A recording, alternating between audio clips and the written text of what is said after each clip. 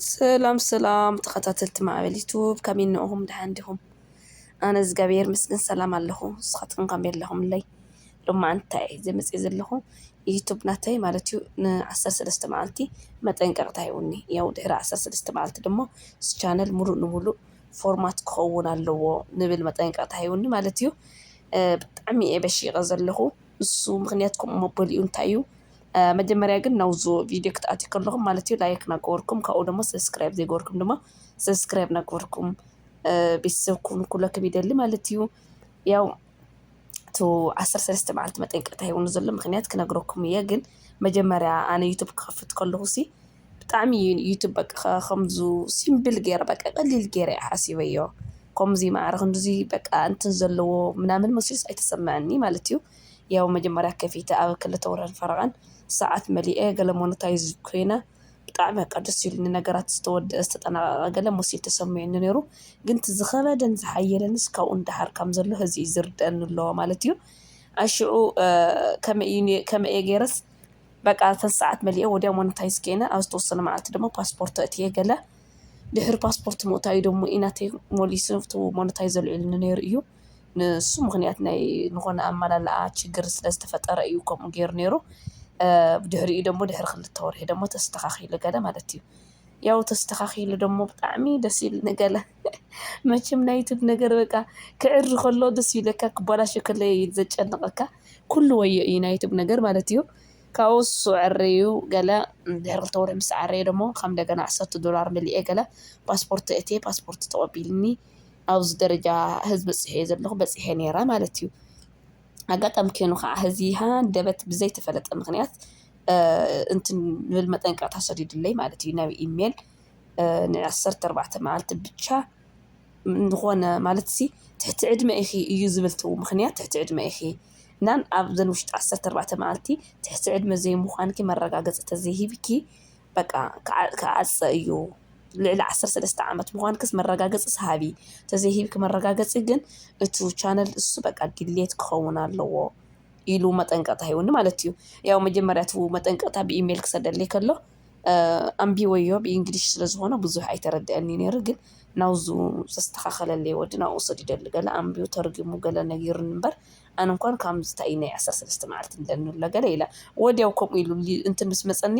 ሊቭ ይኹን ቪድዮ ምናምን ክለቅቕ ገለ ዓፅዩኒ ማለት እዩ በቃ ንኾነ ነገር ንኸይለቅቕ ገለ ዓፅዩኒ ብቻ ታዩ ኣፍታ ዝሰደደለይ ኢሜል ኣብኣስ ንኾነት እንትን ነይሩ ማለት እዩ ኣብኡ ኣፀቒጠ ገለ ከይደም ዙም መረጋገፂ ልዕሊ 13 ልዕሊ ዕድመ ምዃነይሲ መረጋገፂ ንኽቦ ብቻ እዩ ክፍተት ገዲፍለይ እምበር ንኾነ ቪድዮ ይኹን ፎቶ ምናምን ንኾነ ሊቭ ገለ ከምዘይኣቱ ገይሩ ይዓፅዩኒ ማለት እዩ ካብኡ ኣነ በቃ ዋዕታ እዩ ገለ ኢለ ገይረ ኣትዩኒ ምናምን ዝወዲ ከምኡ ኢሉ ምስ ተርጎመለይ ተረዲኡኒ ማለት እዩ ግን ቱ ቀንዲ ናተይ ልዕሊ ዕድመ ኣይኮንኪ ትሕቲ ዕድመ ኢኺ ዘበሎ ምክንያት እንታይ እዩ ሰዓት ክመልእ ይኹን ዋላ ድሕሪ ሰዓት ምምላእ ብዙሕ ቪድዮታት ናይ ጓለይ ቪድዮ ይጥቀም ነይረ ማለት እዩ قالت بليف كينوس بدرع فيديو مالتي ليف كم زو دايركت ليف أتي أتفلتن بعدي بتشين أتنيرم بنيات قلعة نابليف كأتجلس أبغى يكون يمنام كبحال السمع لكن زو درع ليف جن كل جزء زات يعني من منقر رمي لنا يفلت إيه مالتيو ولا مونتايز كمل خل خجلون أي حزني هذا الصوت لزغون أي نورمال قد ينبل قمة جرا بزح جزء اللي بيأتي من بقى درجة كل ساعتي سي درجة ناب كل تشحن حمشت من زغون ساعتس بناي قولي ليف لا أتخو يملي أيو ترشين حمشتن قلقين بناي بعلينا أتخم بي ناي قولينا أتخو فيديو يملي أيو من يتوسخ أتخلق يبزح سوزري إلي بزح انتن يرأى بزح ساعات من زرق نورا ناي قولي فيديو كأتخلق سلازقونا مالتيو ياو بدحريو مونتايز كمال أخلقون من مثل زي بلان نبو غير أي غسل نيرا سكاب هزي غسل نيرا مالتيو ያው ዝሮ ኢሉ ሕዚ ኣጋጣም ኮይኑ ፈተሻ ምናምን ገይሩ ናይ ብዙሕ እንትን ዳርጋ 50% ዝኸውን ሲ ናይ ቆልዓ ቪድዮ ስለ ዝረኸበ ትሕቲ ዕድመ ኢኺና መረጋገፂ ሃቢ ኢሉ ጠይቁኒ ማለት እዩ ካብኡ ኣነ ደሞ ወዲያውን ከምኡ ኢሉ ምስ ተርጎመለይ ዝቆልዓ እንታይ ክገብር ገለ ኢለ ፓስፖርት ይዙ መጀመርያ ፓስፖርት ዝመላእኺ ፓስፖርቲ ንሱ ስደዱሉ ሞት ፓስፖርት ስመሊእ እቲኺ ልዕሊ ዕድመ ምዃንኪ ቸክ ግበሪ ምናምን ኢሉኒ ወዲያውን ፓስፖርት እትየሉ ወዲያው ፓስፖርት ምስ እትኽሉ ደሞ ታንክስ ኢሉ መፂኒ ማለት እዩ ያው ተቐቢልክ ገሌል ንዙ መልአለይ ወዲ ደሞ በቃ ተቐቢልክኒ እና ድሕሪ ህዚ ግን ናይ ቆልዓን ኾነ ይኹን ነገር ከይተእትዊ ገሌሉኒ እሺ ኦኬ በቃ ጥራይን ህዚ ዓርየለይ ቤታይ ሞለን ናይ ቆልዓ ዘእቲ ገሌላ እንትን ገይረዮ ማለት እዩ ዝሮ ዘረባ ኣብዚ ሕልኩም ከይከውን ቁርጽ ከብሎ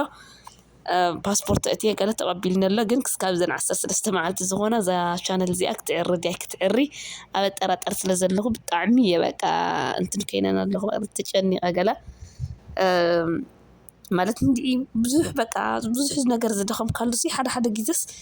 ቅጭ መፀካ ገለ ከምዚ ነገር ቁርጽራጽ ነገር በቃ ከምዚ ንኾነ ቃንጥምጥቕ ገለ ክትረክብ ከለኻስ ዋ ዘይገድፎ ገለ ትብል ሞ ግን ከዓምል ሰቢልካ ዋይ ዝኹሉ ደኺመ ድየ ገለ ክገድፎ ገለ ይብል እና በቃ ዩቱብ ሲ ብጣዕሚ እዩ መድከሚ ሓደ ግዜ በቃ ተስፋ ይቁርፀካ ገለ ማለት እዩ ማለት ከምዚ ንበለ ብዙሕ ግዜ ደኺምካ ብዙሕ ነገር በቃ ገለ ሙስቲ ስራሕ ናይ ዓረብ ምናምን ሓሰብዎ ሞ ብጣዕሚ ይከቢድ ከምዚ ኢልካ ከቢ ሰሪሕካ ደሞስ በቃ ከምዚ ክዕፀ እዩ ቻነል ዝብል ምናምን ክመፀካ ከሎስ ብጣዕሚ ከትባሳጨ ማለት እዩ ብዝኾነ በቲ በለ በቲ ንህዚ ተቐቢልኒ ቪድዮ ምናምን ንኽለቅቕ ከመን ፈቂዱልይ ኣሎ ይለቅቕ ኣለኹ ግን ኣነ ኣሙንኪ ዘለኹ ምክንያቱ ሲ ቪድዮታት ናይ ብዙሕ ናይ ቆልዓ ቪድዮ ስለ ዘለኒ ሲ እስካተን 13 መዓልቲ ዝሓልፋ እስኪ ሰርሐለይ ዶ ይኸውን ንብል ፍርሕ ኣለኒ ማለት እዩ ሱካት ቆልዓ ከም ዘለኒ እኳ መጠንቀቕታ ኦረዲ መስረጃ ምጽኢልኪ ስለዝሃብክ ሰቃ ክሰርሐልኪ ግን ድሕሪ ህዚ ግን ተጠንቀቂ ሞሊሱ ካልኣይ መዓልቲ ንኸይጥይቐኪ ተጠንቀቂ ገለ ኢሉኒ ያው ድሕሪ ህዚ ብዙሕ ናብ ቆልዓ ዘእትየሉ ምናምን ነገር ኣይብለይን ግን ቅድሚ ህዚ ከምኡ ምእታይ እንኳንስ ይጣዕሰኒ ኣሎ እና ሃተይ ማዕረ ኣብ መጨረሻ ላይ ክብለክን ዝደሊ እንታይ እዩ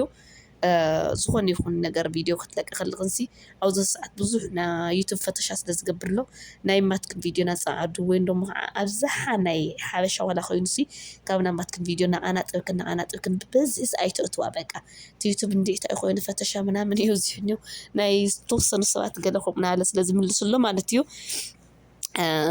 ናይ ባዕልኹም ተእትዋ ናይ ባዕልትኹም በቃ ማለት ንሽተይ መሃር እዩ ዝብልዎ ወይ ደሞ መዘናግዒ ትብልዎ ቪድዮታት ናይ ባዕልክ እናቀረጽ ክነእትዋ ክብለክን ይደሊ ያው ከምዚ ናተይ ትሕቲ ዕድመ ኢኽን ንኸይብለክን ደሞ ናይ ባዕልትኽን ማለት ናይ ቆልዑ ምናምን ዘለዎ ቪድዮ ገለ ኣይተእትዋ ያው ናተይ ኮስ እስካብ ህዚ ከምኡ በቃ ምንም ኣይበለኒ ናባልኩ ፀኒሐ ያው ህዚ ተጠራቂሙ ፈተሻ ገይሩ ድዩ ገለ ገይሩ ድዩ ሒዙኒ እኒኦ ማለት እዩ እና ሃተይ ማዕረ ንኣኻትክን ከምኡ ኢሉ ከይሕዘክን ወይ ደሞ ከምዚ ናተይ ነገር ከየጋጥመክን ማለት እዩ ብጣዕሚ ተጠንቀቓ ማለት ዩቱብ ማለት ብጣዕሚ ኢኻ ትደኽመሉ ብጣዕሚ ኢኻ ትፅዕረሉ ብዙሕ ፅዒርካ ብዙሕ ደኺምካ ደሞ ንእሽተይ ዓይነት ኣብ ፍረ ክበፅሕ ኣለዎ እምበር ከምዚ ደኺምካ ፅዒርካ ንድሕሪት ክትምለስ ከለኻ ብጣዕሚ ተስፋ ዘቑርፀካ ያው እሞ ኣብ ስዑድ ዓረብ ኬድካ ዩቱብ ምስራሕ ከዓ ክንድምታይ ከም ዝኸብድ ኩልና ንፈልጦ ኢና እና በቃ ናይ ባዕልትኽን ስርሓ ናይ ባዕልትኽን ፃዕራ ክብለክን ይደሊ ማለት እዩ ኣጋጣሚ ከምዚ ናተይ ትሕቲ ዕድመ ኢኽን ኢሉ ወይ ከዓ ዝኾነ ነገር ዝሰደደልክን ደሞ ብኢሜይልክን ስጀመር በቃ ኢሜይል ብኾነ መሰጅ ክስደደክን ከሎ ሸለል ኣይትበሉ በቃ ኩሉ ወዲያው ተርጉሙ ወይ ናው ተርጓሙ ኣለዎ ስደድዎ ምክንያቱ ኣነ ህዚ ን13 መዓልቲ ክብለኒ ከሎ ሸለል ተዝብላ ነይረ ታያ ይለስኦተት ነይረ ድሕሪ 13 መዓልቲ ቻነል እዚኣ ይምረኸብኩዋ ነይረ ማለት እዩ እና ከምኡ ንኸየጋጥመክን ኢሜይል ንኾነ መሰጅ ክመፀክን ከሎ ማለት እዩ ወዲያውን በቃ ወይ ባዕልክን ትኽእላት ኮይንክን ተርጉሞ ዘይትኽእላት ኮይንክን ደሞ ንተርጓሙ ንሃብክን እምበር ፀጥ ከይትብላ ክብለክን ይደሊ ማለት እዩ ያው ንሎማዓንቲ ሒዘያ ዝመፀኹ ቪድዮ እዚኣ ትምስል ካሊእ ንሕሽና መሃር ዝበልኩ ቪድዮታት ሒዛ እስካብ ዝመፅእ ሰላም ኩኑለይ ክብለኩም ይደሊ ማለት እዩ ኩልኩም ዛ ቪድዮ ዝተኸታተልኩም ላይክ ናገበርኩም ካብኡ ደሞ ሰብስክራይብ ዘይገበርኩም ትልምኑ